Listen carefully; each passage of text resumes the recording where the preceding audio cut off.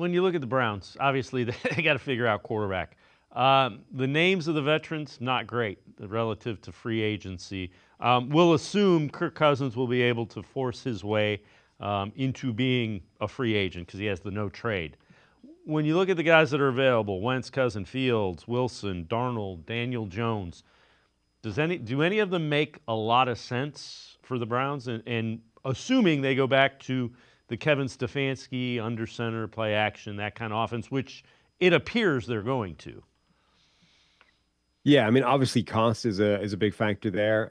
I think Justin Fields is a really interesting reclamation project for teams generally, not necessarily specifically Cleveland, but that athleticism is legit. It's top tier. It buys you a lot of wiggle room in the pass game. He has gotten incrementally, albeit slow, small steps, better every single season of his career.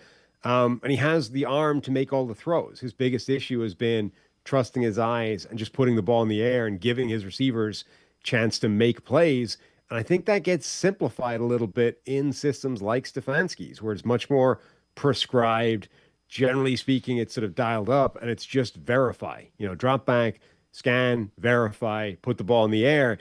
And I think if you can convince him to trust his eyes and put the ball in the air a little bit more, there's a jump to be had by Justin Fields, not just another small step forward, but you can actually have a significant leap forward in his ability. So I think there'll be teams that look at him and think we can still get a decent player out of him. I think Daniel Jones is potentially also an interesting reclamation project as well.